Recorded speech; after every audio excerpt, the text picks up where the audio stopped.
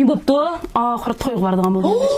Vay senin toy kıldığın dostum var mıken benden başka? Vay gaqma adaş. Vay. Şundaq bir toy sigynıp turgan çagda ma haber şunda hoşaq dejim adaş. Şunda peysi adaş. Ben hoş öküp barman. Bir zaman zirkip toyladın vay camı çakırıverdi vay. Vay. Vakt yok pul yok dep. Kim yok da ben başta Vay aş toyladı gel.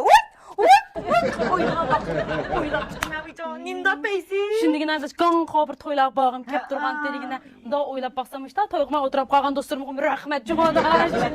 Şu vaqtlar toyunu qıvetken boz hazır toyumu yok oturakamiz tuqdigine sigynıp qalğan O da vaqtda. meni avlamsa ya. Avlayım da.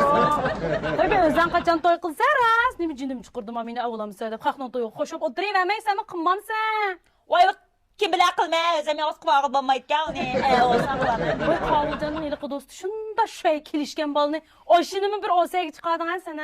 Bombaydı gel o şey basıl bombaydı adaş. Uy. O çırayığı ve çay koyup şikil bulan de. Uy, çırağı çay koyup işkil olmağımla şöy ballı oturup çay içsen peyzul demesi. Vay içtim adaş. Çıktım içtim o şey çırayığı qıra. Ha? Bombaydı gel hayvan ki ben şunu eskuldım. Hayvan? Gördüğümüzde bir şıklam ki? Vay şapaqçı diyen gel şapaqçı.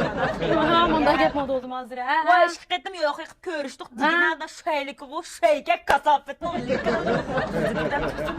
Mit. Onun gel kıl bunun gel onun da diysen kıldı. Birisini açam neydi birisini sonum neydi. Yön birisini nevr sonum neydi. Yön birisini birinin memnun sonusu neydi kara. Ne rası özlü sunulurdu hem de. Ye peyzgüldek nadancı mı sen? Akkuşkaş haramzade kakukni balam deydi. Bu zamanın kızı aşnısı akam neydi ne kadar. Bak kanda sınlısı o tutvağa özü bildi.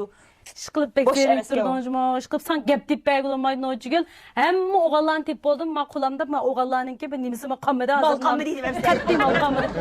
Hazıra kızdın baka adaş. Vay bol bol zeyrektim sana adam tanıştırıp çıkma. Toy qılmay. Oturasa adaş. Vay. Özlem tapane.